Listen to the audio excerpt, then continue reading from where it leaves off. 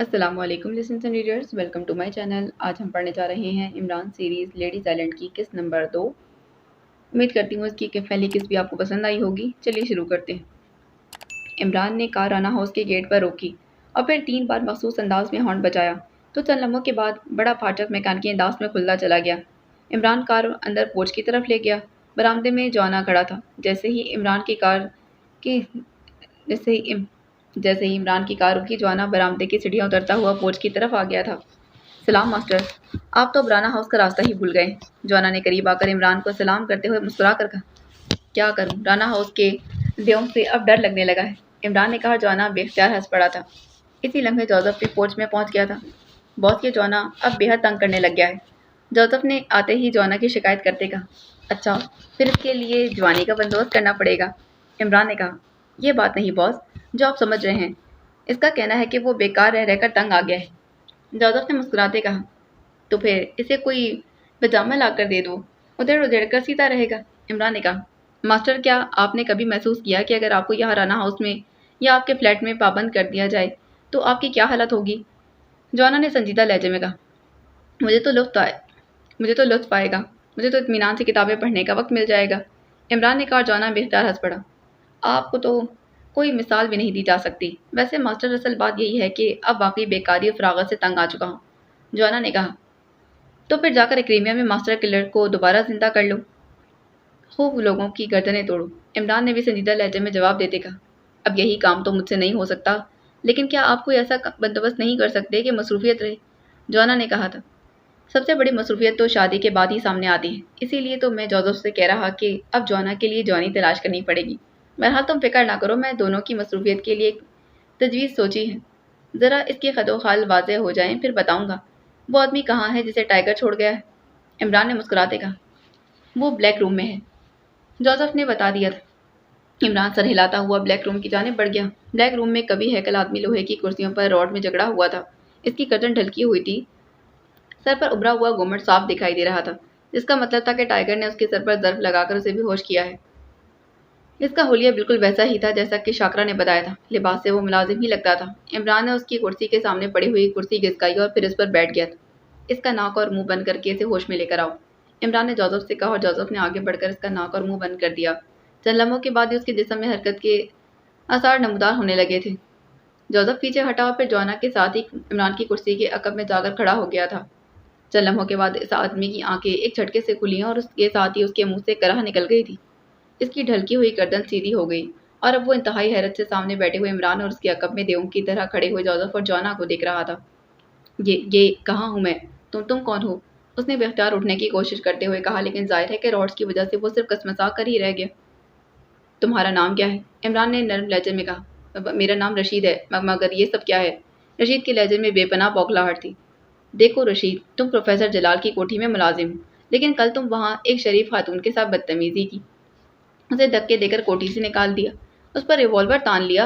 हम चाहते हैं कि तुम हमें तफसील से बताओ, तुमने ऐसा क्यों किया? और ये भी सुन लो कि अगर तुमने हिचकिचाहट का मुजाहरा किया या झूठ बोलने की कोशिश की तो मेरी कुर्सी के अकब में खड़े दोनों देव एक लम्हे में तुम्हारे जिस्म की तमाम हड्डियां तोड़ देंगे। ये ऐसे कामों के माहिर हैं, इमरान ने सर्द लहजे में बात करते कहा। मगर आप कौन हैं? मैं तो मुलाजिम हूँ, हुक्म का गुलाम हूँ। मुझे तो जो हुक्म दिया गया है मैंने वही किया है, रशीद ने और ज़्यादा बौखलाए हुए लहजे में कहा। उसके चेहरे पर यफलग शदीद घबराहट के आसार नुमाया हो गए थे। इस हुक्म की वजह पूरी तफसील से बताओ, और ये भी सुन लो कि हमें मालूम है कि तुमने कोठी से करीबी रेस्टोरेंट में जाकर काउंटर से फ़ोन किया और किसी को बताया कि वो खातून जा चुकी है, इसीलिए अब लाश को मुंतकिल किया जा सकता है। अब झूठ बोलने की ज़रूरत नहीं है, इमरान ने कहा तो रशीद ने बेख्तियार चौंक कर कहा था। आप कौन हैं? क्या क्या आपका ताल्लुक पुलिस से है? रशीद ने और ज़्यादा परेशान होते कहा। नहीं, हमारा ताल्लुक पुलिस से तो नहीं, हमारा एक प्राइवेट इदारा है और इस खातून ने हमें इस काम पर मामूर किया कि हम इसे तफसील से आगाह करें, इमरान ने जवाब दिया। लेकिन मैंने तो ना ही फ़ोन किया था और ना ही किसी लाश की बात की है, रशीद ने जवाब देते कहा। जॉना, इमरान ने जॉना से मुखातिब होकर कहा। यस मास्टर, जॉना ने मौदबाना लहजे में कहा। रशीद का एक बाजू तोड़ दो, इमरान ने सर्द लहजे में कहा। अभी लो मास्टर, जॉना ने बड़े सर्द मेहराना लहजे में कहा और तेजी से रशीद की तरफ बढ़ने लगा। रुक जाओ, मैं बताता हूँ। जॉना जैसे देवकहमद आदमी को अपनी जानेहाना अंदाज में बढ़ते देखकर रशीद खौफ की शिद्दत से हिज़ानी अंदाज में चीख पड़ा था। रुक जाओ जॉना, मैं रशीद को आखिरी चांस देना चाहता हूँ। अब अगर इसने झूठ बोला तो हिचकिचाहट का मुजाहरा किया तो फिर इसकी दोनों टांगे और बाजू की हड्डियां तोड़ देना, दोनों आंखें भी निकाल देना और जुबान भी काट देना, ताकि ये फुटपाथ पर बड़ा सिसकता रहे और इस पर मक्खियां मिनमिनाती रहें। फिर मैं देखूंगा कि जिसका मुलाजिम है इसके लिए क्या करता है। इमरान ने सर्द लहजे में कहा। यस मास्टर, जॉना ने इसी तरह सर्द लहजे में कहा। नहीं नहीं, खुदा के लिए ऐसा मत करना, वो ये इंतहाई भयानक और रूह फरसा बात है। मैं सब कुछ बता देता हूँ, सब कुछ। अब मैं एक लफ्ज़ भी झूठ नहीं बोलूंगा, रशीद ने और ज़्यादा खौफजदा होते हुए कहा। तो फिर सब कुछ सच सच बता दो, इमरान ने सर्द लहजे में कहा। मैं प्रोफेसर जलाल का मुलाजिम हूँ। प्रोफेसर जलाल कई साल पहले वफात पा चुके हैं। उनकी बेगम का भी इंतकाल हो चुका है। इनका एक लड़का है जिसका नाम नादिश क्रीमिया में रहता था। इसने वहाँ एक क्रीमी औरत से शादी की थी। नादिर साइंसदान था। जब प्रोफेसर जलाल फौत हुए तो नादिर शक्रीमिया छोड़कर पाकिस्तान मुस्तकिल तौर पर आ गया। इसके साथ उसकी बीवी जिसका नाम कैली है और इस अक्रीमी भाई जिसका नाम रॉबर्ट है यहाँ आ गए हैं। अब ये इस खानदान की बदकिस्मती के नादिश भी एक रोज़ बीमार होकर फौत हो गया। इस तरह कोठी और यहाँ की जायदाद केली के कब्जे में आ गई है। केली और रॉबर्ट दोनों अकेले यहाँ रहने लगे। रॉबर्ट और केली दोनों अक्सर अक्रीमिया आते जाते रहते हैं। इनके घर गैर मुल्की भी आते रहते हैं। एक रोज़ एक मकामी आदमी जिसका नाम मंसूर था कोठी में लाया गया। वो बकौल केली के कोई साइंसदान था। केली और रॉबर्ट पहले तो उससे कायल करते रहे कि वो किसी जजीरे पर जाए और वहाँ काम करे, लेकिन मंसूर मान ही नहीं रहा था। केली और रॉबर्ट दोनों ने उसे बेहद लालच भी दिए थे, धमकियाँ भी दी, लेकिन मंसूर किसी तरह भी ना मान रहा। उसने वापस जाने की कोशिश की तो रॉबर्ट ने उसे कमरे में बंद कर दिया। वो कई रोज़ तक वहाँ बंद रहा। फिर एक रोज़ जब उसका कमरा खोला तो जख्मी हालत में पड़ा मिला।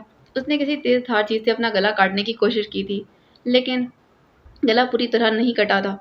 इसका खून काफ़ी ज़ाया हो गया। रॉबर्ट और केली खुद ही इसकी मरहम पट्टी करते रहे और इसका इलाज करने की कोशिश की, लेकिन किसी डॉक्टर को ना बुलाया। इस तरह उसका जख्म बिगड़ता चला गया और वो बेहोश हो गया। कल एक मोटी सी औरत केली से मिलने आ गई तो केली घबरा गई थी। उसने समझा कि इस साइंसदान के बारे में मुखबरी करने आई है, लेकिन जब इस औरत से बातचीत की तो केली मुतमईन हो गई कि वो औरत कोई सर्वे कर रही थी। इसका ताल्लुक किसी बैनुल अक़वामी इदारे से था। केली अभी इससे बातें कर ही रही थी कि मंसूर को अचानक होश आ गया। केली उसके कराहने की आवाज़ सुनकर इस कमरे में आ गई थी। रॉबर्ट जिसका कमरा साथ ही था वो भी उसकी आवाज़ सुनकर वहाँ पहुँच गया था।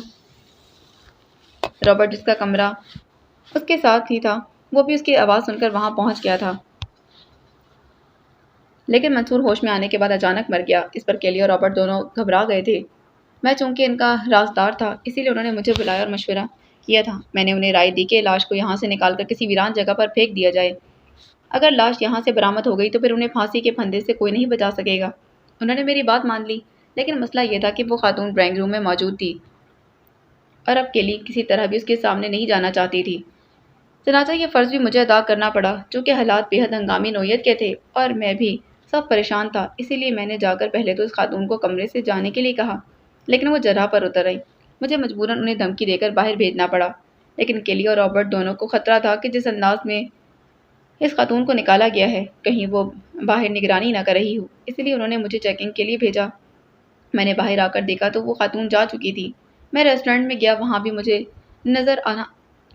नज़र ना आई तो मैंने वहीं से फ़ोन करके रॉबर्ट को इत्तला दी कि वो लाश को फौरी तौर पर गाड़ी में की डिग्गी में मुंतकिल कर दे। फिर मैं वापस आ गया और मैंने वो गाड़ी निकाली। नेशनल पार्क के एक वीरान कोने में लाश को फेंक कर वापस आ गया था। बस यही बात है, रशीद ने पूरी बात तफसील से करते कहा। केली और रॉबर्ट अभी कोठी में मौजूद हैं? इमरान ने पूछा था। जी नहीं, वो कल रात को ही एक चार्टर्ड तैयारे के ज़रिए क्रीमिया चले गए हैं। आज मैं कोठी में अकेला था। एक नौजवान आया, उसने बिजली का मीटर चेक करना था। मैं उसे मीटर चेक करवा रहा था कि अचानक मेरे सर पर ज़रब लगी और मैं बेहोश हो गया। अब होश आया तो यहाँ मौजूद हूँ, रशीद ने मज़ीद तफसील बताते कहा और फिर इमरान समझ गया कि नौजवान टाइगर होगा। क्रीमिया में उनका पता क्या है? इमरान ने पूछा था। मुझे नहीं मालूम, उन्होंने कभी नहीं बताया, रशीद ने जवाब दिया। इमरान उसके लहजे से समझ गया कि वो सच बोल रहा। ओके, मैं तस्दीक कर लूँ कि तुमने सच कहा है क्या फिर झूठ, इसके बाद ही कोई फ़ैसला होगा, इमरान ने कुर्सी से उठते हुए कहा और फिर ब्लैक रूम से बाहर आकर उसके कमरे की तरफ बढ़ गया था जिसमें फ़ोन मौजूद था। उसने रिसीवर उठाया और नंबर डायल करने शुरू कर दिए थे। Gas inquiry please. चंद लम्हों के बाद एक निस्वानी आवाज़ सुनाई दी। नेशनल पार्क के साथ कोई पुलिस स्टेशन होगा, इसका नंबर चाहिए, इमरान ने कहा। नेशनल पार्क में ही एक पुलिस स्टेशन कायम है, وہاں کا نمبر دے دوں جناب؟ دوسری طرف سے کہا گیا۔ او یس تھینک یو، عمران نے کہا اور پھر دوسری طرف سے نمبر بتا دیا گیا۔ عمران نے ایک بار پھر اس کا شکریہ ادا کیا اور پھر کرڈل دبا کر اس نے وہی نمبر دوبارہ ڈائل کرنے شروع کر دیے۔ پولیس اسٹیشن نیشنل پارک، ایک رقصی مردانہ آواز سنائی دی۔ انچارج سے بات کرواؤ، میں اسسٹنٹ ڈائریکٹر جنرل انٹیلیجنس بول رہا ہوں۔ عمران نے بڑے باوقار لہجے میں کہا۔ او یس سر، ہولڈ آن کریں۔ دوسری طرف سے بولنے والے کی کرختگی یخلق مؤدبانہ پن میں بدل گئی تھی۔ ہیلو، میں Shafqat Hussain, S H O police station national park بول رہا ہوں۔ چند لمحوں بعد ایک اور مؤدبانہ آواز سنائی دی۔ انٹیلیجنس آفس کو اطلاع ملی ہے کہ کل نیشنل پارک سے کوئی لاش ملی ہے۔ کیا واقعی ایسا ہے؟ عمران نے اسی طرح باوقار لیکن قدرے سرد لہجے میں پوچھا تھا۔ یس سر، ایک ادھیڑ عمر آدمی کی لاش پارک کے ایک ویران کونے سے ملی ہے، لیکن اس لاش سے کوئی ایسی چیز نہیں مل سکی جس سے اس کی شناخت ہو سکتی، اس لیے ہم نے لاش کو اسپتال کے مردہ خانے میں رکھوا دیا ہے اور ہیڈ کوارٹر اطلاع کر دی ہے۔ کل اخبارات میں اس کی فوٹو شائع کر دیں گے، پھر شاید اس کی شناخت ہو سکے۔ ایس ایچ او نے جواب دی۔ لاش کے فوٹو آپ کے پاس تو ہوں گے؟ عمران نے پوچھا۔ یس سر، ایک کاپی موجود ہے، ایس ایچ او نے جواب دیا۔ اوکے، ہمارا نمائندہ آپ کے پاس پہنچ رہا ہے، تم فوٹو یا پھر اس کی کاپی دے دینا، عمران نے کہا اور کیڈل دبا کر اس نے ایک بار پھر نمبر ڈائل کرنے شروع کر دیے۔ چوہان بول رہا ہوں، رابطہ قائم ہوتے چوہان کی آواز سنائی دی۔ عمران بول رہا ہوں، چوہان، تمہاری رہائشی بلڈنگ سے نیشنل پارک قریب ہے، وہاں سے پولیس کو ایک لاش ملی ہے جو شناخت نہیں ہو رہی۔ میں نے ابھی نیشنل پارک تھانے کے ایس ایچ او کو سینٹرل انٹیلیجنس کا اسسٹنٹ ڈائریکٹر بن کر بات کی ہے۔ تم انٹیلیجنس کا نمائندہ بن کر ان کے پاس جاؤ اور لاش کا فوٹو یا پھر اس کی کاپی لے کر آنا ہاؤس جوزف کو پہنچا دو، عمران نے کہا اور اس کے ساتھ ہی اس نے چوہان کو کی کوئی بات سنے بغیر ریسیور رکھ دیا، لیکن چند لمحے بعد وہ اٹھا اور پھر کمرے سے باہر نکل گیا۔ اس رشید کا خیال رکھنا، اگر چوہان یہاں آئے تو اس سے فوٹو لے لینا۔ اس کوٹھی کی تلاشی لینے جا رہا ہوں جہاں رشید رہتا ہے، عمران نے باہر جوزف اور جوانا سے کہا اور پھر پورچ کی جانب بڑھ گیا تھا۔ ماسٹر، کیا میں آپ کے ساتھ جا سکتا ہوں؟ جوانا نے کہا تو عمران مسکرا دیا۔ واقعی بے حد اکتا گئے ہو تم، بہرحال ٹھیک ہے آؤ، عمران نے مسکراتے کہا اور جوانا بھی مسکرا دی۔ تھوڑی دیر بعد عمران کی کار اس کالونی کی طرف بڑھتی جا رہی تھی جہاں وہ کوٹھی تھی۔ کوٹھی کے گیٹ پر پہنچ کر عمران نے کار روک دی۔ گیٹ تھوڑا سا کھلا ہوا تھا، اسے نیچے اتر کر پورا کھول دو، عمران نے سائڈ سیٹ پر بیٹھے ہوئے جوانا سے کہا اور جوانا سر ہلاتا ہوا نیچے اتر گیا تھا۔ گیٹ کی جانب بڑھ گیا، اس نے تھوڑے سے کھلے ہوئے گیٹ کو دھکیل کر پوری طرح کھول دیا اور عمران کار اندر لے گیا تھا۔ پورچ میں جا کر اس نے گاڑی روک دی۔ جوانا پھاٹک بند کر کے پورچ میں آ گیا۔ تم گیٹ پر رک کر خیال رکھو، اس دوران تلاشی لے لیتا ہوں میں، عمران نے جوانا سے کہا اور تیز تیز قدم اٹھاتا ہوا کوٹھی کے اندرونی سمت بڑھتا چلا گیا۔ پہلے تو اس نے پوری کوٹھی کا تفصیلی راؤنڈ لگایا۔ اسے کسی تہہ خانے کی تلاش تھی کیونکہ اس کے ذہن کے مطابق ایسی کوٹھیوں میں تہہ خانہ لازماً بنایا جاتا تھا، اور یہ بھی انسانی نفسیات ہے کہ انتہائی اہم اور خفیہ چیزیں ہمیشہ انہی تہہ خانوں میں رکھی جاتی تھیں۔ تھوڑی ہی دیر بعد وہ ایک تہہ خانہ تلاش کر لینے میں کامیاب ہو گیا۔ تہہ خانہ خاصا بڑا اور صاف ستھرا تھا، وہاں باقاعدہ ایک کونے میں دفتر بنایا ہوا تھا۔ عمران نے تہہ خانے میں موجود الماریوں، میزوں اور ایسی ہی دوسری چیزوں کی مکمل تلاشی لی تھی، لیکن کسی بھی قسم کی کوئی مشکوک چیز اس کے سامنے نہیں آئی تھی۔ اس نے دیواروں کو تھپک کر کسی خفیہ سیف یا الماری کی تلاشی شروع کر دی تھی اور پھر ایک تصویر کے عقب میں اسے سیف کا مخصوص چند ہی لمحوں بعد سیف ظاہر ہو چکا تھا۔ سیف نمبروں والا تھا اور ظاہر ہے کہ عمران کو اس کے نمبروں کا علم نہ تھا، لیکن عمران ایسے سیفوں کے نمبرز رکھنے کی تکنیک سے اچھی طرح واقف تھا، اسی لیے اس نے اپنی تکنیک کے مطابق مختلف نمبرز کو آزمانا شروع کر دیا۔ تھوڑی ہی دیر کے بعد وہ سیف کھولنے میں کامیاب ہو گیا۔ سیف 3 گہرے خانوں پر مشتمل تھا۔ 2 خانوں میں اسرائیلی اور اکریمی کرنسی بھری ہوئی تھی، جبکہ نچلے خانے میں ایک سرخ رنگ کی فائل موجود تھی۔ عمران نے وہ فائل اٹھائی اور اسے کھول کر پڑھنا شروع کر دیا۔ فائل میں 10-12 ٹائپ شدہ کاغذات تھے۔ جیسے جیسے عمران کی نظریں اس فائل میں موجود کاغذات پر درج تحریر پر جاتی جا رہی تھیں، اس کے چہرے پر حیرت کے ساتھ ساتھ پریشانی کے تاثرات بڑھتے جا رہے تھے۔ اس نے سرسری طور پر کاغذ کو پڑھا اور پھر فائل کو بند کر کے تہہ کیا اور کوٹ کی اندرونی جیب میں ڈال دیا تھا۔ اس نے سیف بند کیا اور پھر اسے واپس دیوار میں غائب کر کے اس نے تصویر کو واپس اس کی پہلی جگہ پر ایڈجسٹ کر دیا تھا، اور پھر وہ تیزی سے تہہ خانے سے نکل کر اوپر والی عمارت میں آ گیا۔ چند لمحوں بعد وہ پورچ میں پہنچ چکا تھا۔ جوانا پورچ میں موجود تھا۔ کچھ ملا ماسٹر؟ جوانا نے چونک کر پوچھا تھا۔ ہاں، یہاں آنا تو بیکار ثابت نہیں ہوا، عمران نے سر ہلاتے کہا اور پھر کار کا دروازہ کھول کر ڈرائیونگ سیٹ پر بیٹھ گیا، جبکہ جوانا آگے بڑھ کر پھاٹک کھولنے لگا۔ عمران نے کار بیک کی اور پھر اسے موڑ کر وہ پھاٹک سے باہر لے آیا۔ جوانا نے پھاٹک کو دوبارہ بند کیا اور کار کی طرف بڑھا۔ تم کار چلاؤ، میں ذرا فائل کو اچھی طرح پڑھ لوں، عمران نے کھسک کر साइड सीट पर होते कहा। जॉना ड्राइविंग सीट पर बैठ गया था। राना हाउस जाना है या कहीं और? जॉना ने पूछा था। राना हाउस, इमरान ने जेब से फाइल निकालकर उसे खोलते हुए कहा और फिर जॉना से एक झटके से कार आगे बढ़ा दी थी। राना हाउस पहुंचने तक इमरान फाइल ही पढ़ता रहा। जब जॉना ने कार पोर्च में रोकी तो इमरान एक तवील सांस लेते फाइल बंद करने लगा। फिर उसे हाथ में पकड़े वो कार से नीचे उतरा। जोसेफ फाटक बंद करके वापस आ गया। चौहान साहब आए थे, 2 फोटो दे गए, जोसेफ ने करीब आकर कहा और जेब से 2 फोटो निकालकर इमरान की तरफ बढ़ा दिए थे। इनमें से एक तो दूर से खींचा गया था, जिसमें पूरी लाश नजर आ रही थी, जबकि दूसरा चेहरे का क्लोजअप था। इमरान गौर से चेहरे को देखता रहा, फिर उसने दोनों फोटोज भी जेब में रख दिए थे। जोसेफ, इमरान ने जोसेफ से मुखातिब होकर कहा। यस बॉस, जोसेफ ने चौंक कर मौतवाना लहजे में कहा। ब्लैक रूम में मौजूद इस आदमी को बेहोश करके किसी वीरान जगह छोड़ाओ, यह खुद ही वापस कोठी पहुंच जाएगा। और जॉना तुम मेरे साथ आओ। इमरान ने जोसेफ से बात करते हुए साथ खड़े हुए जॉना से कहा और इसके साथ ही वो तेजी से कदम आगे बढ़ाता चला गया। ये बताओ कि क्रीमिया के किसी मार्कोस को जानते हो? किसी गैंग का सरबराह या फिर किसी मुजरिम तंजीम का कोई बड़ा ओहदेदार? इमरान ने कमरे में पहुंचकर कुर्सी पर बैठे जॉना को सामने रखी कुर्सी पर बैठने का इशारा करते कहा। मार्कोस? ओ, एक आदमी को तो जानता हूँ। इसे ज़ेरे ज़मीन दुनिया में सार्जेंट मार्कोस कहा जाता है। सार्जेंट नामी मुजरिम तंजीम का सरगना था और ये हर किस्म का काम कर लेता था। जॉना ने चंद लम्हे खामोश रहने के बाद कहा। उससे बात हो सकती है फ़ोन पर? इमरान ने कहा। जब मैं वहाँ था तो इसका अड्डा रिजेंट होटल में था। अब का मालूम नहीं। बहरहाल अगर वो जिंदा है तो उसे तलाश किया जा सकता है, लेकिन इसके बारे में आप क्यों पूछ रहे हैं? जॉना ने कहा। जो फाइल इस कोठी से मिली है, इसमें एक खत मार्कोस की तरफ भी लिखा गया है। इसमें कहा गया कि माल इस तक अगर पहुंचा दिया जाए तो वो इसे मंजिल मकसूद में भिजवा देगा। मेरा ख्याल है कि माल से मतलब ये आदमी जो हिलाक हो गया, बकौल मुलाजिम के वो आदमी जिसका नाम मंसूर था, कोई साइंसदान है और वो लोग किसी ऐसे जजीरे पर भिजवाना चाहते थे। अगर मार्कोस मिल जाए तो इससे मज़ीद मालूमात हासिल की जा सकती हैं।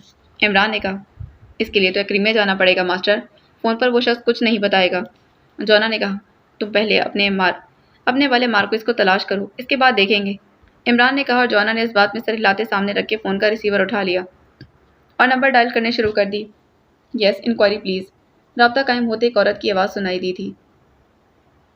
ज़ुबान एक्रीमी थी, इसलिए इमरान समझ गया कि जॉना एक्रीमिया की इंक्वायरी से बात कर रहा है। रिजेंट होटल का नंबर दो, जॉना ने करख लहजे में कहा तो दूसरी तरफ से नंबर बता दिया गया। जॉना ने क्रैडल दबाया और फिर एक बार फिर नंबर डायल करने शुरू कर दिए। Regent Hotel. राब्ता कायम होते एक मर्दाना मगर करख आवाज़ सुनाई दी।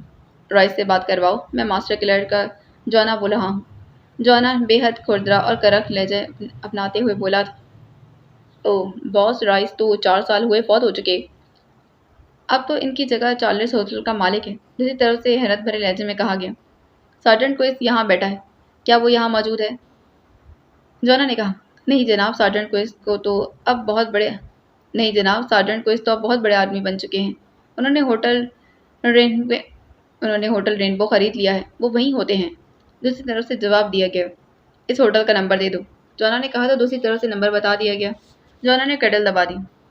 मास्टर, इस मार्कोस से क्या बात करनी? जॉना ने क्रैडल पर हाथ रखते कहा। इससे कहो कि कैली और रॉबर्ट उसके पास पहुंच चुके हैं या नहीं। कोई भी बात बना देना। अगर वो इन दोनों से कोई शनासाई जाहिर करे तो फिर ये हमारा मतलूबा मार्कोस ही होगा, वरना नहीं। इमरान ने कहा तो जॉना ने इस बात में सर हिलाते क्रैडल से हाथ उठाया और फिर नंबर डायल करने शुरू कर दी। Rainbow hotel. राब्ता कायम होते एक निस्वानी आवाज़ सुनाई दी। चूँकि फ़ोन का लाउडर ऑन था, इसीलिए दूसरी तरफ से आने वाली आवाज़ इमरान भी सुन रहा था। सार्जेंट मार्कोस से बात करवाओ, मैं मास्टर किलर का जॉना बात कर रहा हूँ। जॉना का लहजा पहले की तरह खुरदरा और सख्त था। चीफ बॉस तो वे क्रीमिया से बाहर गए हैं, आप मैनेजर मार्कोनी से बात कर लें, दूसरी तरफ से कहा गया और जॉना मार्कोनी का सुनकर नुमाया तौर पर चौंक पड़ा। हेलो, मार्कोनी बोल रहा हूँ। चंद लम्हों बाद एक और करक और भारी आवाज़ सुनाई दी थी। जॉना के चेहरे पर मुस्कुराहट रेंग गई। जॉना बोल रहा हूँ, मास्टर किलर का जॉना। जॉना ने मुस्कुराते कहा। मास्टर किलर का जॉना? ओह क्या तुम वाकई जॉना बोल रहे हो? मेरे दोस्त, मेरे भाई। ओह क्या वाकई? दूसरी तरफ से मार्कोनी की हैरत की शिद्दत में डूबी हुई आवाज़ सुनाई दी थी। जॉना मुस्कुरा दिया।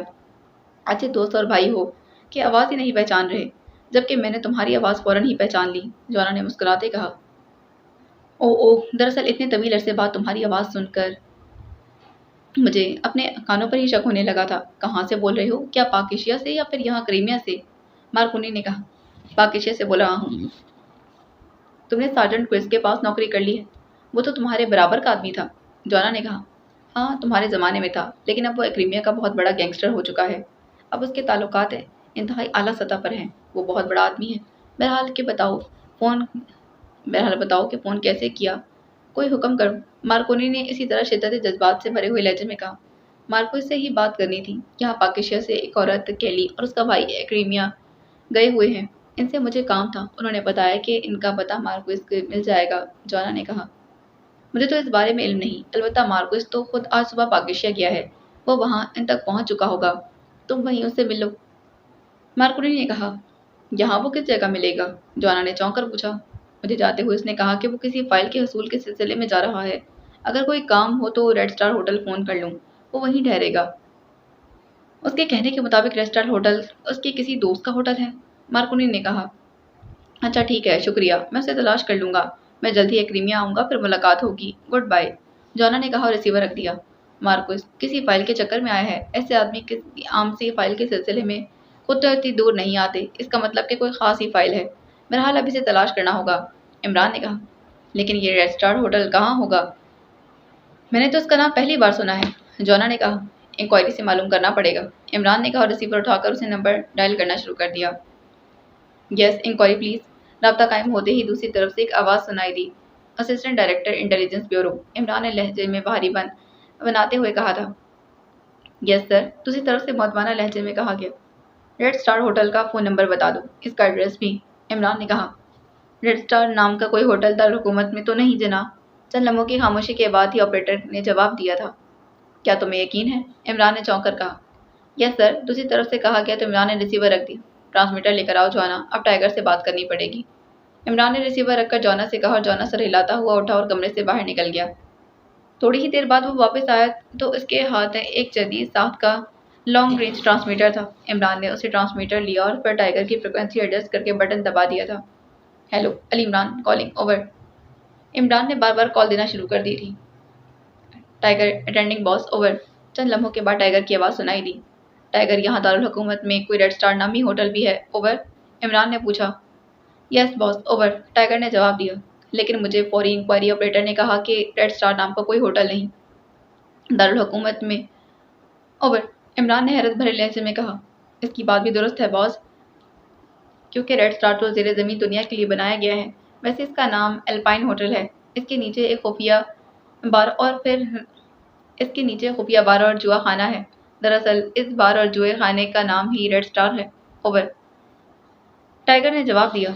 कहाँ है ये होटल? ओवर। इमरान ने कहा। एप्पल रोड पर बॉस। ओवर। टाइगर ने जवाब दिया। इसका मालिक कौन है? ओवर। इमरान ने पूछा। जागी है बॉस, ज़ेरे ज़मीन दुनिया का बड़ा मारूफ आदमी है। शराब की स्मगलिंग करता है। लेकिन बॉस, आप ये सब क्यों पूछ रहे हैं? मुझे बताएं कि क्या मसला है। ओवर। टाइगर ने कहा। जिस कोठी में तुम उस मुलाजिम को अगवा करके लाए थे, वहाँ से एक फाइल मिली है जिसमें क्रीमिया के एक ज़ेरे ज़मीन दुनिया के आदमी मार्कोस का नाम सामने आया है। वहाँ क्रीमिया से पता चला कि मार्कोस आज सुबह ही पाकिस्तान रवाना हुआ है और वो रेड स्टार होटल में ठहरेगा। होटल का मालिक इसका दोस्त है। मैंने इस मार्कोस को से पूछगछ करनी है। ओवर। इमरान ने कहा। आप कहाँ से कॉल कर रहे हैं? ओवर। टाइगर ने पूछा। राना हाउस से। ओवर। इमरान ने जवाब दिया। बॉस, मैं अभी मालूम करके राना हाउस में फ़ोन करता हूँ। क्या वाकई मार्कोस जाकी के पास पहुँचा है या नहीं? ओवर। टाइगर ने जवाब दिया। मालूम करके बताओ। Over and all. इमरान ने कहा और ट्रांसमीटर ऑफ कर दिया। इस मार्कोस को यहाँ राना हाउस में लाना ही पड़ेगा। मास्टर, जॉना ने कहा था। देखो, पहले मालूम तो हो कि तुम्हारे दोस्त मार्कोनी ने दोस्त भी दुरुस्त भी बताया है या नहीं। इमरान ने कहा। जॉना ने इस बात में सर हिला दिया। फिर तकरीबन 20 मिनट बाद ही फ़ोन की घंटी बज उठी थी और इमरान ने हाथ बढ़ाकर रिसीवर उठा लिया था। यस, अली इमरान बोल रहा हूँ। इमरान ने संजीदा लहजे में कहा, क्योंकि उसे यकीन था कि फ़ोन टाइगर ने ही किया होगा। टाइगर बोल रहा हूँ बॉस, एक एक्रेमी मार्कोस को जाकी के पास पहुँचा गया है और इसके दफ्तर में ही वो मौजूद है। टाइगर ने कहा। इस मार्कोस से थोड़ी सी पूछगछ करनी है। अब तुम बताओ कि कहाँ की जाए, होटल में या फिर उसे वहाँ राना हाउस में लाया जाए। इमरान ने कहा। जैसे आप हुक्म करें बॉस। टाइगर ने कहा। मेरा मतलब था कि जाकी से तुम्हारी ताल्लुकात कैसे हैं? अगर तो तुम्हारे ताल्लुकात उससे दोस्ताना है तो फिर इस मार्कोस को मैं तुम्हारे अलावा किसी और से अगवा करा कर यहाँ राना हाउस में ले आऊँ اور اگر نہیں تو پھر اتنا لمبا بکھیڑا پالنے کی ضرورت نہیں، وہیں جاکی کے دفتر میں ہی اسے پوچھ گچھ کر لیتے ہیں۔ عمران نے مسکراتے کہا، جیسے آپ مناسب سمجھیں باس۔ جاکی وغیرہ مجھے جانتے ضرور ہیں لیکن میری اسے دوستی وغیرہ نہیں، ٹائیگر نے کہا۔ اوکے پھر تم وہیں الپائن ہوٹل پہنچ جاؤ، میں جوانا کے ساتھ آ رہا ہوں، عمران نے کہا اور ریسیور رکھ کر اٹھ کھڑا ہوا۔ آؤ جوانا وہیں اس سے دو باتیں کر لیں، عمران نے کہا اور جوانا سر ہلاتا ہوا اٹھ کھڑا ہوا۔ تھوڑی ہی دیر بعد اس کی کار رانا ہاؤس سے نکل کر الپائن ہوٹل کی جانب بڑھتی چلی جا رہی تھی۔ ڈرائیونگ سیٹ پر عمران تھا جبکہ سائیڈ سیٹ پر جوانا موجود تھا۔ تھوڑی دیر بعد کار الپائن ہوٹل کے کمپاؤنڈ گیٹ میں داخل ہو گئی۔ خاصی پرانی عمارت تھی۔ عمران نے کار پارکنگ میں روک دی اور پھر وہ دونوں نیچے اتر گئے تھے۔ اسی لمحے ایک سائڈ سے ٹائیگر نکل کر ان کی طرف آیا۔ مارکوس ابھی تک جاکی کے دفتر میں۔ باس میں نے معلوم کر لیا، ٹائیگر نے قریب آتے کہا۔ تو آؤ چلو دفتر میں، عمران نے کہا۔ پھر ٹائیگر نے اس بات میں سر ہلا دیا۔ پھر وہ دونوں ٹائیگر کی رہنمائی میں چلتے ہوئے ایک سائڈ میں موجود سیڑھیاں چڑھتے چلے گئے تھے جہاں دو مسلح آدمی کھڑے تھے۔ وہ دونوں ٹائیگر کو دیکھ کر چونک پڑے تھے۔ جاکی اوپر دفتر میں ہے، ٹائیگر نے ان میں سے ایک سے مخاطب ہو کر کہا۔ ہے تو صحیح مگر باس کا خاص مہمان ہے، باس کا حکم ہے کہ جب تک وہ اجازت نہ دے کسی کو اوپر نہ آنے دیا جائے، اس آدمی نے کہا تھا۔ کیا مجھے بھی تم اوپر نہیں جانے دو گے؟ ٹائیگر نے لہجے میں تلخی پیدا کرتے کہا۔ مجبوری ہے، باس کا حکم ہے، اس آدمی نے کہا، لیکن اس سے پہلے ہی اس کا فکرہ مکمل ہوتا ٹائیگر کا ہاتھ بجلی کی تیزی سے گھوما تھا اور وہ آدمی چیختا ہوا چل کر 2 قدم پیچھے جا گرا تھا۔ دوسرے نے بجلی کی تیزی سے ہاتھ میں پکڑی ہوئی مشین گن سیدھی کرنی چاہیے، لیکن اس لمحے وہ بھی چیختا فضا میں اچھلتا چلا گیا۔ جوانا نے ہاتھ بڑھا کر اسے گردن سے پکڑ کر اوپر اٹھا لیا تھا۔ دوسرے لمحے وہ بھی اچھل کر اٹھتے ہوئے اپنی ساتھی سے جا ٹکرایا تھا۔ اب اگر حرکت کی بھی تو ہڈیاں توڑ دوں گا، جوانا نے غراتے ہوئے کہا۔ اس دوران ٹائیگر اور عمران سیڑھیاں چڑھتے اوپر کی جانب بڑھ گئے تھے اور جوانا نے دونوں کے ہاتھوں سے نکلی ہوئی مشین گنیں اٹھائیں اور انہیں ایک جھٹکے سے دور پھینک دیا تھا۔ پھر دو سیڑھیاں پھلانگتا ہوا عمران اور ٹائیگر کے پیچھے برآمدے میں پہنچ گیا تھا۔ برآمدے کے اختتام پر ایک بند دروازہ نظر آ رہا تھا جس کے باہر آفس کی نیم پلیٹ موجود تھی۔ تم باہر رکو ٹائیگر، میں اور جوانا بات کر لیں گے، عمران نے کہا تھا۔ مگر باس، ٹائیگر نے کچھ کہنا چاہا۔ میں اپنا آرڈر دہرانے کا عادی نہیں، سمجھے؟ عمران نے اخلاق اڑاتے ہوئے لہجے میں کہا۔ یس باس، ٹائیگر نے فوراً ہی مؤدبانہ لہجے میں کہا اور ایک طرف ہٹ گیا۔ عمران دروازے کی طرف بڑھتا چلا گیا، جوانا بھی اس کے پیچھے چل پڑا۔ عمران نے دروازے پر ہاتھ کا دباؤ ڈالا تو وہ کھلتا چلا گیا۔ عمران اندر داخل ہو گیا۔ ایک کافی بڑا کمرہ تھا اور اسے انتہائی شاندار اور جدید فرنیچر سے سجایا گیا تھا۔ انداز دفتر جیسا ہی تھا۔ ایک سائڈ پر صوفوں سے 2 غیر ملکی بیٹھے ہوئے تھے جن میں سے ایک ادھیڑ عمر جبکہ دوسرا نوجوان تھا۔ عمران کے پیچھے جوانا بھی اندر آ گیا۔ کون ہو تم اور کیسے اندر آئے؟ اس نوجوان نے ایک جھٹکے سے اٹھ کر کھڑے ہوتے ہوئے کہا، جبکہ دوسرا ادھیڑ عمر صوفے پر بیٹھا رہا، لیکن پھر اس کی نظریں جیسے ہی عمران کے پیچھے اندر داخل ہوتے ہوئے جوانا پر پڑی تھیں، وہ بھی بہتر اچھل پڑا تھا۔ اس کے چہرے پر یہ خلق انتہائی حیرت کے تاثرات ابھر آئے۔ تمہارا نام جاکی ہے اور یہ مارکوس ہے، ایگریمیا سے آیا ہے، عمران نے جاکی سے مخاطب ہو کر کہا۔ ہاں مگر تم کون ہو اور تم اندر کیسے آ گئے؟ کیا تمہیں میرے محافظوں نے؟ جاکی نے انتہائی غصیلے لہجے میں کہنا شروع کیا تھا، لیکن اس سے پہلے کہ اس کا فکرہ مکمل ہوتا عمران کا ہاتھ گھوما اور دوسرے لمحے جاکی کی چیختا ہوا اچھلتا ہوا دڑام سے نیچے جا گرا تھا۔ ایک لمحے کے لیے تو اس نے سمجھ کر اٹھنے کی کوشش کی، لیکن دوسرے لمحے اس کا جسم ایک جھٹکے سے ہی ساکت ہو گیا تھا۔ عمران کی جاکی کی کنوٹی پر پڑنے والی عمران کی بھرپور ضرب نے اسے بے ہوش کر دیا تھا۔ یہ کیا مطلب؟ مارکوس نے حیرت بھرے لہجے میں کہا اور اٹھ کھڑا ہوا۔ مسٹر مارکوس، آپ سے ہم نے چند باتیں کرنی ہیں، آپ تشریف رکھیں، جاکی کی فکر نہ کریں، یہ تھوڑی دیر بعد خود ہی ہوش میں آ جائے گا، عمران نے مسکراتے ہوئے مارکوس سے کہا۔ تمہاری آنکھیں بتا رہی ہیں کہ تم مجھے پہچان گئے مارکوس، اور یہ بھی بتا دوں کہ تم چاہے کتنے بڑے بھی گینگسٹر بن گئے، لیکن میں ابھی بھی وہی جوانا ہوں اور یہ میرے ماسٹر ہے، اسی لیے میری طرف سے اسے وارننگ ہی سمجھنا۔ اگر تم نے ماسٹر کے سوالات کے درست جواب نہ دیے تو تمہارے ساتھ بھی یہاں بہت کچھ ہو سکتا ہے، جوانا نے خوش لہجے میں کہا۔ لیکن کیا بات ہے، میرے آپ سے کیا تعلق؟ میں تو آج ہی ایگریمیا سے آیا ہوں، اس ذاتی بزنس کے سلسلے میں، مارکوس نے ہونٹ بھیجتے کہا۔ کیا کیلی اور رابرٹ کے پاس پہنچے؟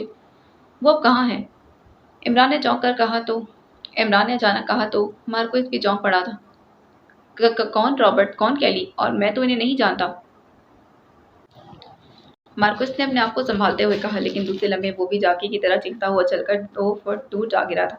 پھر وہ جیسے ہی اٹھ کھڑا ہوا جوانا کا بازو گھوما اور اس بار مارکوس کو پہلے سے بھی زیادہ زوردار انداز میں چیختا ہوا دور جا گرا تھا۔ اس کے منہ اور ناک سے خون بہنے لگا۔ پھر اس سے پہلے کہ وہ اٹھتا، جوانا نے آگے بڑھ کر اسے گردن سے پکڑا اور پھر دوسرے ہی لمحے فضا میں اٹھا لیا تھا۔ بولو، جواب دو یا بولو، جواب دے رہے ہو یا؟ جوانا نے غراتے ہوئے کہا۔ بتاتا ہوں، مارکوس نے انتہائی خوفزدہ لہجے میں کہا تھا۔ جوانا نے اسے صوفے پر پٹخ دیا۔ اگر میں چون چرا کی تو ہڈیاں توڑ دوں گا، جوانا نے صوفے کے عقب میں جا کر کھڑے ہوتے ہوئے کہا، جبکہ عمران سامنے والے صوفے پر بیٹھ چکا تھا۔ ہماری تم سے کوئی دشمنی نہیں مارکوس، اس لیے تمہاری بہتری اسی میں ہے کہ سب کچھ بتا دو۔ ہم خاموشی سے واپس چلے جائیں گے، کسی کو معلوم نہ ہوگا کہ تم نے ہمیں کچھ بتایا بھی ہے یا نہیں، عمران نے سرد لہجے میں کہا۔ ہاں، وہ دونوں ایکریمیا میرے پاس پہنچے تھے۔ اس بار مارکوس نے منہ سے نکلنے والا خون ایک طرف تھوکتے کہا۔ اب وہ کہاں ہیں؟ عمران نے کہا۔ وہ ولنگٹن میں ان کی اپنی رہائش گاہ ہے، ٹیمپل پلازا میں، فلیٹ نمبر 3 یا 6 وہیں ہوں گے، مارکوس نے جواب دیا۔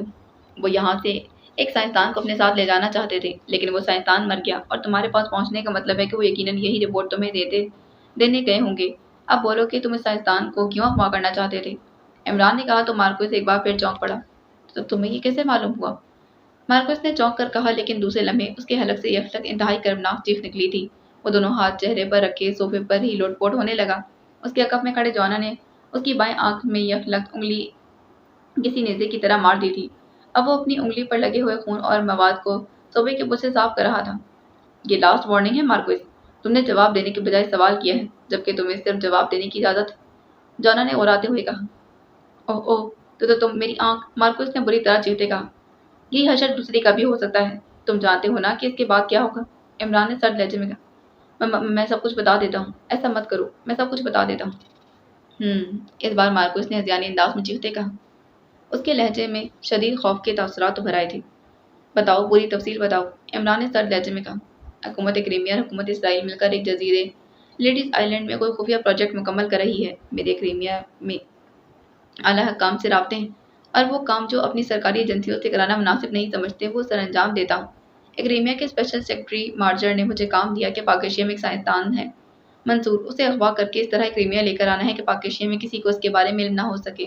اس کے ساتھ ساتھ منصور جس پروجیکٹ پر کام کر رہا تھا اس کی فائل بھی لے کر آنی ہے۔ کیلی اور رابرٹ دونوں میری تنظیم کے لیے کام کرتے ہیں، وہ پاک ایشیا میں میرے نمائندے ہیں۔ میں نے یہ کام ان دونوں کے ذمہ لگا دیا۔ انہوں نے اس منصور کو تلاش کیا اور اپنی کوٹھی میں لے آئے تھے۔ حکومت کریمیا کا کہنا تھا کہ اس منصور کو اس کی مرضی کے ساتھ ہی لایا جائے، اسی لیے انہوں نے آفر دی کہ منصور جتنی رقم بھی چاہے اسے دے دی جائے۔ اسے بتا دیا جائے کہ ایک جزیرے پر واقع انتہائی بڑی لیبارٹری میں اسے 2 سال کام کرنا پڑے گا۔ وہ جو تنخواہ اور سہولیات طلب کرے گا اسے منظور کر لیا جائے گا۔ اگر وہ کسی بھی صورت رضامند نہ ہو تو پھر اسے جبراً لے جایا جائے۔ چنانچہ کیلی نے اس منصور سے تعلقات بڑھانے اسے اپنی کوٹھی میں بلایا تھا اور پھر اسے بات کی، لیکن اس منصور نے انکار کر دیا۔ کیلی اور رابرٹ اسے بڑی آفرز دیتے رہے تھے، لیکن وہ کسی صورت بھی نہیں مانا تھا۔ کیلی نے مجھ سے بات کی، میں نے اسے کہا کہ وہ اسے کوٹھی میں بند کر دے، چند روز بند رہے گا تو اس کا دماغ ٹھکانے آ جائے گا اور پھر وہ رضامند ہو جائے گا، کیونکہ میں چاہتا تھا کہ وہ اپنی رضامندی سے آئے۔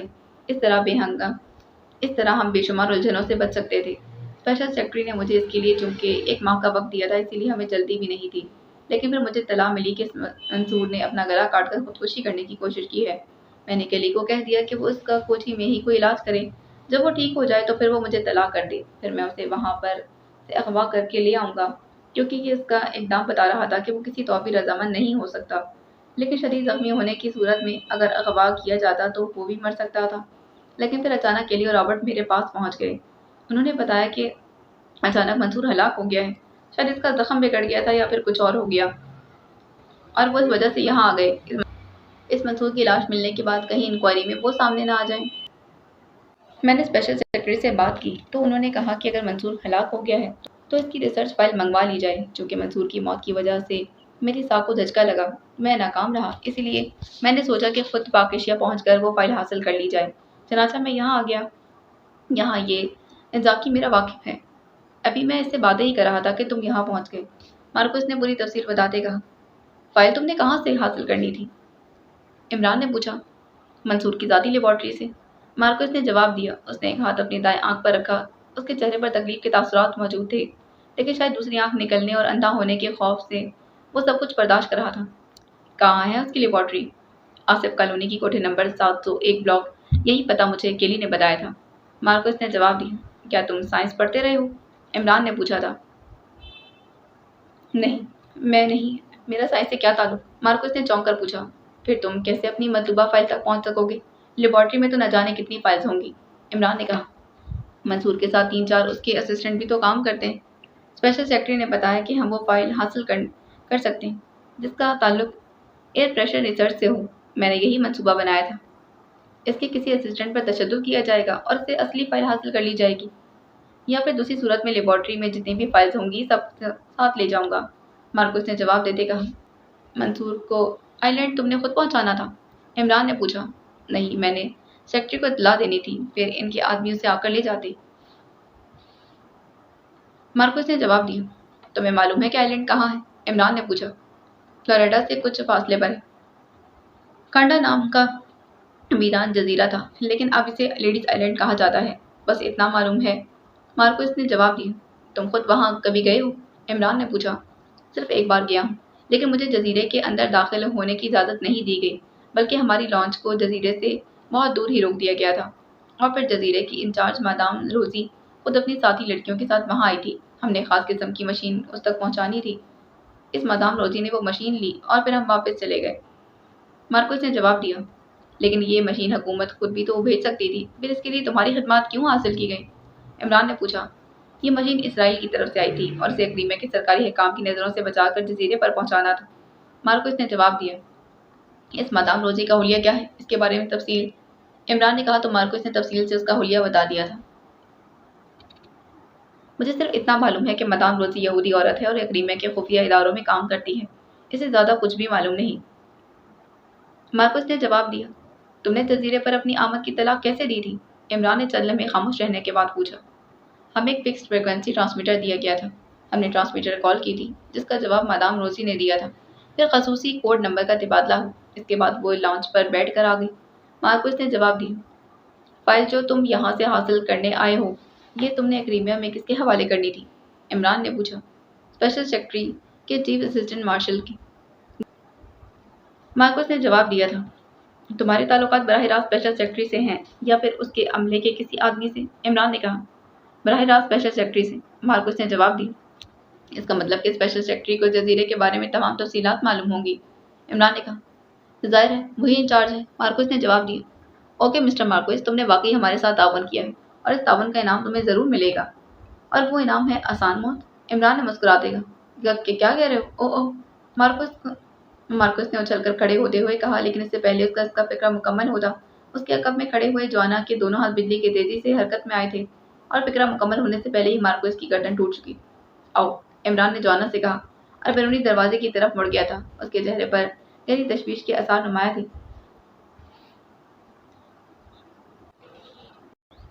دروازے پر دستک کی آواز سنتے ہی جہازی سائز کی میز کے پیچھے گھومنے والی کرسی پر بیٹھے ہوئے ادھیڑ عمر آدمی نے سامنے رکھی ہوئی فائل پر سے نظریں اٹھائی تھی۔ اس کی آنکھوں پر سیاہ موٹے فریم اور موٹے شیشوں والی اینک موجود تھی۔ وہ چند لمحے اس طرح غور سے بند دروازے کو دیکھتا رہا جیسے دروازے پر موجود کسی اسکرین پر وہ کوئی منظر دیکھ رہا ہو۔ پھر اس نے ایک طویل سانس لیا اور میز کے کنارے پر لگا ہوا ایک بٹن دبا دیا۔ دوسرے لمحے دروازہ کھلا اور ایک نوجوان اندر داخل ہوا تھا۔ نوجوان کے جسم پر 3 پیس سوٹ تھا۔ اس کا قد لمبا، جسم بھاری اور سڈول تھا، لیکن اس کے چہرے کے خد و خال ایسے تھے کہ جیسے وہ کریمین اور ایشیائی مخلوط نسل کا ہو۔ اس کی آنکھیں چھوٹی تھیں لیکن آنکھوں میں تیز چمک تھی، پیشانی تنگ تھی لیکن جبڑے خاصے بھاری تھے، ناک کی بناوٹ منگولوں جیسی تھی، سر کے بال چھوٹے تھے لیکن اوپر کوٹے ہوئے تھے۔ اس کے چہرے پر صفاقی اور سختی خصوصی طور پر نمایاں تھی۔ ہیلو باس، آنے والے نوجوان نے قدرے بھاری مگر سپاٹ انداز میں کہا۔ بیٹھو کاسٹر، ادھیڑ عمر باس نے فائل بند کرتے ہوئے خشک لہجے میں کہا، تو کاسٹر میز کی دوسری طرف رکھی ہوئی 2 کرسیوں میں سے ایک پر بیٹھ گیا۔ اس کے انداز میں لاتعلقی کا عنصر نمایاں تھا۔ باس نے فائل بند کر کے اسے میز کی دراز میں رکھا اور پھر اس دراز کو بند کر کے پھر اس نے اپنے کوٹ کی جیب سے ایک پتلی لیکن چوڑی بوتل نکالی تھی۔ اس کا ڈھکن کھولا اور اس میں موجود انتہائی تیز شراب کے 2 گھونٹ اس نے اپنے حلق میں انڈے لیے۔ پھر بوتل کا ڈھکن بند کر کے اس نے بوتل واپس جیب میں رکھ لی۔ کاسٹر خاموش بیٹھا ہوا لاتعلقی کے انداز میں سب کچھ ہوتا دیکھتا رہا تھا۔ لیڈیز آئی لینڈ کے بارے میں تم کیا جانتے ہو کاسٹر؟ چند لمحوں کے بعد باس نے آگے کی طرف جھکتے ہوئے کہا تو کاسٹر چونک پڑا تھا۔ لیڈیز آئی لینڈ کے بارے میں کیا مطلب؟ کاسٹر نے چونک کر حیرت بھرے لہجے میں کہا۔ جو کچھ جانتے ہو وہ پہلے بتا دو، باس نے کہا۔ اتنا جانتا ہوں باس کہ وہاں ایک زیر زمین لیبارٹری میں ایکریمیا اور اسرائیل کے سائنسدان مل کر کوئی خصوصی سائنسی आले की रिसर्च कर रहे हैं। ऐसी रिसर्च को तहफ़्फ़ुज़ देने की खातिर ख़ुसूसी इंतज़ामात किए गए हैं। वहाँ इसराइल और क्रीमिया की तरबियत याफ्ता खातून ख़ुसूसी तौर पर आबाद की गई हैं। वहाँ मर्द का दाखिला हर सूरत में मना है। मदाम रोज़ी वहाँ की इंचार्ज है। कास्टर ने जल्दी जल्दी बात करते कहा। पाक एशिया कभी गए हो? बॉस ने एक और सवाल पूछा। नहीं, कास्टर ने मुख्तसर से जवाब दिया। पाक एशिया सीक्रेट सर्विस और उसके लिए काम करने वाले अली इमरान के बारे में क्या जानते हो? बॉस ने कहा। सिर्फ इतना सुना है कि ये लोग खास से तेज और फ़ाल हैं, इससे ज़्यादा कुछ भी नहीं। कास्टर ने जवाब दिया। अगर तुम्हारा पाक एशिया सीक्रेट सर्विस या फिर अली इमरान से टकराव हो जाए तो क्या करोगे? बॉस ने कहा। इनके मुतालिक जो हुक्म होगा उसकी तामील करूंगा। कास्टर ने इसी तरह सपाट लहजे में जवाब दिया। तुमने पूछा नहीं कि मैं तुमसे इस किस्म का इंटरव्यू क्यों कर रहा हूँ? इस बार बॉस ने कदरे मुस्कुराते कहा। मैं ऐसी बातों पर गौर नहीं किया करता। कोई वजह होगी। अगर आप ज़रूरत समझेंगे तो बता देंगे, ना ज़रूरत समझेंगे तो नहीं बताएंगे। कास्टर ने इस तरह सपाट लहजे में जवाब दिया था। गुड, तुम्हारी आदत मुझे पसंद है। तुम सिर्फ काम से काम रखते हो। मुझे इत्तला मिली कि इमरान और पाक एशिया सीक्रेट सर्विस किसी भी वजह से लेडीज़ आइलैंड से दिलचस्पी ले रहे हैं। वहाँ लेडीज़ आइलैंड में ऐसे इबादती इंतजामात मौजूद हैं कि अगर ये लोग वहाँ जाएं भी तो सही तो इन्हें कुछ हासिल नहीं हो सकता। लेकिन जिस अंदाज में ये शातिर, ज़हीन और अय्यार लोग हैं, मैं रिस्क नहीं लेना चाहता। इसीलिए मैंने फैसला किया कि उन्हें वहाँ जाने से पहले ही ख़त्म कर दिया जाए। इसके लिए मैंने तुम्हारे ग्रुप का इंतखाब किया है, क्योंकि तुम डायरेक्ट एक्शन के कायल हो और इन लोगों के खिलाफ सिर्फ वही कामयाब हो सकता है जो डायरेक्ट एक्शन करे। बॉस ने इस बार तफसील से बताया था। हुक्म की तामील होगी बॉस, कास्टर ने अपने मखसूस अंदाज में कहा तो बॉस ने सर हिलाते हुए मेज़ की दराज खोली और उसमें से एक तयशुदा नक्शा निकाल कर उसे खोला था, फिर मेज़ पर फैला दिया। अच्छी तरह मेरी बातें ज़हन नशीन कर लो, बॉस ने कहा तो कास्टर नक्शे पर झुक गया।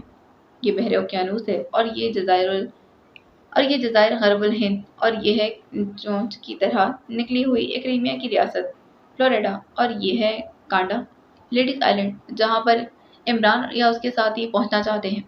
जाहिर है कि ये लोग वहाँ हेलीकॉप्टर से नहीं पहुँच सकते, ना किसी जहाज़ के ज़रिए। लामहला ये तेज़ रफ्तार लॉन्चों के ज़रिए वहाँ पहुँचने की कोशिश करेंगे। उनके वहाँ पहुँचने के 4 रास्ते हैं। पहले रास्ते के मुताबिक ये पहले फ्लोरिडा आएंगे और यहाँ से कांडा जाएंगे, लेकिन यहाँ एक्रेमी बहरिया के इंतहाई सख्त तरीन और फुल प्रूफ इंतजामात हैं। यहाँ से कोई लॉन्च या स्टीमर बगैर इंतहाई सख्त तरीन चेकिंग के आगे नहीं जा सकता। ख़ास तौर पर प्राइवेट लॉन्च या स्टीमर तो किसी तौर नहीं जा सकता। इसीलिए ये लोग इस रास्ते से जाने की कोशिश करेंगे तो लामहला चेक भी हो जाएंगे और मारे भी जाएंगे। इसलिए इस रास्ते के बारे में कोई प्रॉब्लम नहीं है। दूसरा रास्ता वस्ती क्रीमिया या मेक्सिको से जाता है।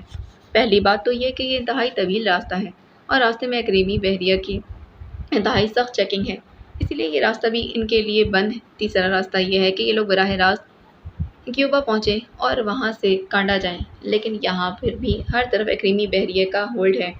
सिर्फ ये चौथा रास्ता ऐसा है जहाँ से ये लोग कांडा पहुँच सकते हैं और ये रास्ता है जजीरा सरामा से। ये जजीरा बैनुल अक़वामी कंट्रोल में है, इसीलिए यहाँ किसी भी किस्म की कोई पाबंदी नहीं। दूसरी बात यह है कि यहाँ हर नस्ल और कौमियत के अफराद भी रहते हैं, जिनमें अक्सरियत जराइम पेशा अफराद की है जिनका ताल्लुक स्मगलिंग से है। यहाँ से कांडा बेहद करीब भी पड़ता है। फिर सरामा से कांडा के दरमियान कोई बहरी चेकिंग भी नहीं और सरामा में बैनुल अक़वामी हवाई अड्डा भी मौजूद है, हेलीकॉप्टर सर्विस भी। इसलिए ये लोग पहले सरामा पहुँचेंगे, फिर वहाँ से कांडा में तुम्हें और तुम्हारे ग्रुप को सरामा भेजना चाहता हूँ, ताकि जैसे ही ये लोग वहाँ पहुँचें तो तुम इनका खात्मा कर दो। सरामा तुम्हारे लिए नया नहीं, तुम बेशुमार बार वहाँ पर पहले भी जा चुके हो और वहाँ के जराइम पेशा ग्रुपों से भी तुम्हारी वाक़फ़ियत है, इसलिए तुम वहाँ इन लोगों को ट्रेस भी आसानी से कर लो। बॉस ने कहा। यस बॉस, कास्टर ने मुख्तसर सा जवाब देते कहा। ओके, बॉस ने कहा और फिर मेज़ की दराज खोलकर उसमें से सुर्ख रंग की एक फ़ाइल निकाल कर उसने कास्टर की जानिब बढ़ा दी थी। इसमें इमरान और पाक एशिया सीक्रेट सर्विस के बारे में तमाम मतलूबा मालूमात मौजूद हैं। बॉस ने फ़ाइल कास्टर की तरफ बढ़ाते कहा। बॉस, चंद सवालात ज़हन में आ रहे हैं। कास्टर ने कहा। हाँ पूछो, ये इंतहाई अहम मिशन है। मैं ये चाहता हूँ कि तुम इस मिशन में कामयाब रहो। बॉस ने मुस्कुराते कहा। लेडीज़ आइलैंड में कोई मर्द दाखिल नहीं हो सकता, फिर ये लोग किस हैसियत से वहाँ दाखिल होंगे? कास्टर ने जवाब दिया। पाक एशिया सीक्रेट सर्विस में औरतों का शोबा भी तो हो सकता है, इसीलिए हो सकता है कि इमरान जजीरे पर ही रुक जाए और औरतों को वहाँ भेजा जाए।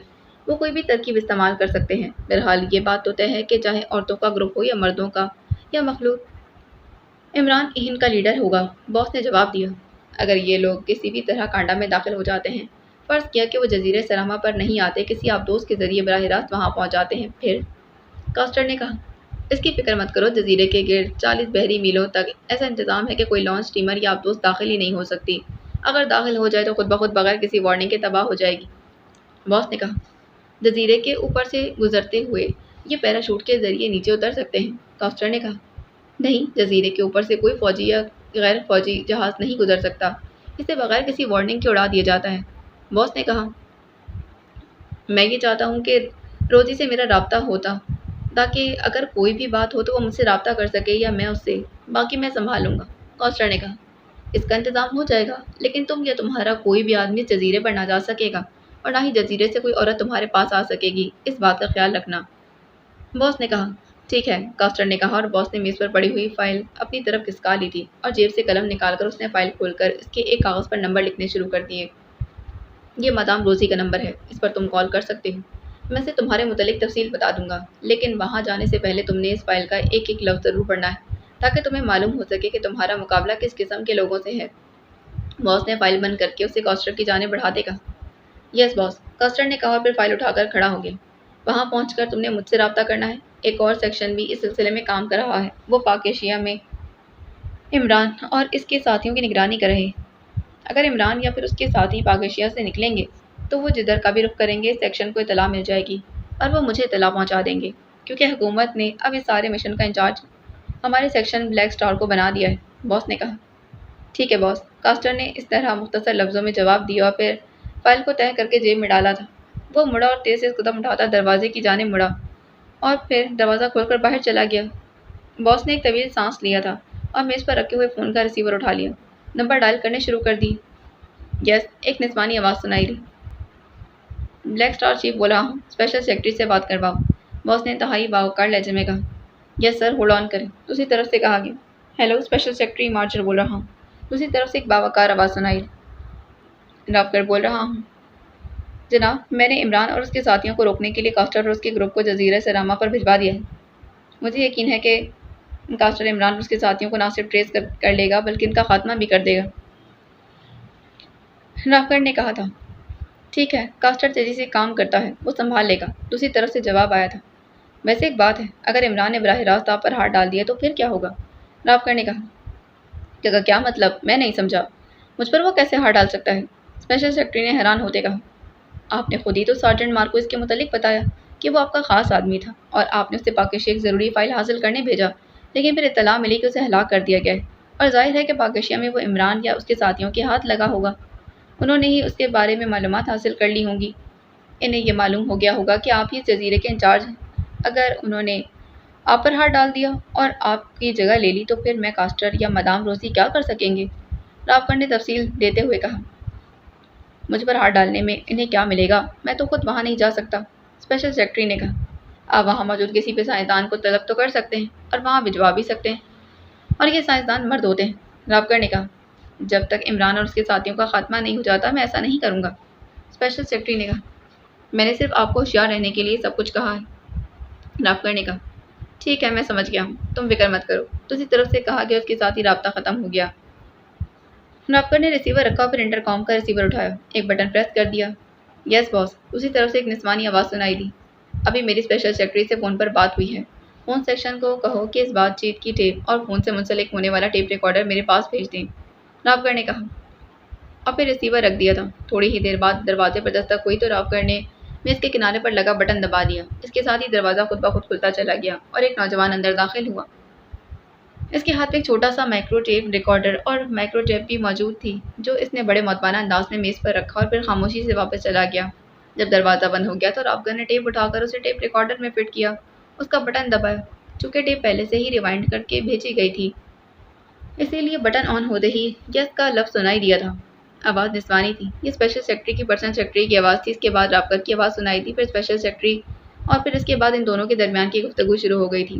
رافکر خاموش بیٹھا تھا، یہ ساری گفتگو سنتا رہا۔ جب آواز بند ہو گئی تو اس نے ہاتھ بڑھا کر ٹیپ آف کیا اور اس کے ریوائنڈ کرنے والا بٹن آن کر دیا۔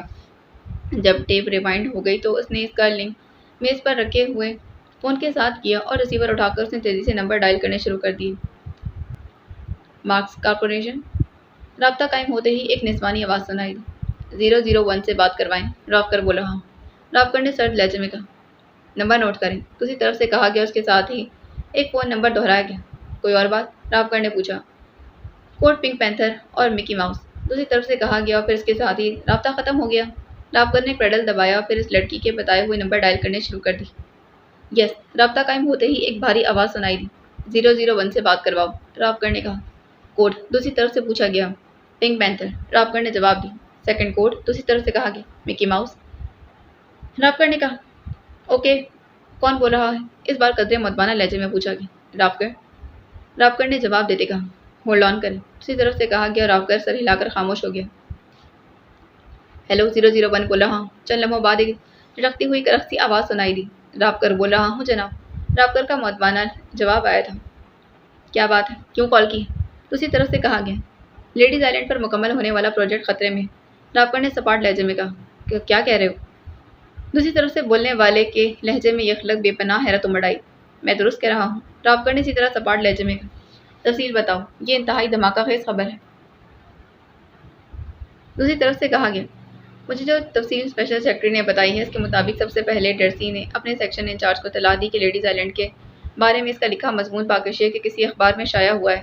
पाकिस्तान के लिए इमरान के उसके शौहर से पुराने ताल्लुकात थे, इसलिए इमरान ने यह मजमून पढ़कर डर्सी के शौहर को फ़ोन किया और उससे डर्सी के बारे में मालूम हुआ। उसने डर्सी को टटोलने की कोशिश की, लेकिन जाहिर है कि डर्सी उसे क्या बता सकती थी। अलबत्ता उसने सेक्शन चीफ को इत्तला कर दी। सेक्शन चीफ ने एक और सेक्शन के ज़िम्मे इमरान और उसके साथियों की पाकिस्तान में निगरानी का काम लगा दिया। लेडीज़ आइलैंड की मादाम रोज़ी को सारी तफसील बता दी। मादाम रोज़ी भी इमरान को जानती है, उसने ये तफसील सेक्रेटरी को बता दी थी। इधर स्पेशल सेक्रेटरी साहब ने एक मकामी गैंगस्टर मार्कोस के ज़िम्मे पाकिस्तान से एक साइंसदान को अगवा करके उसे लेडीज़ आइलैंड पहुंचाने का काम लगाया हुआ था।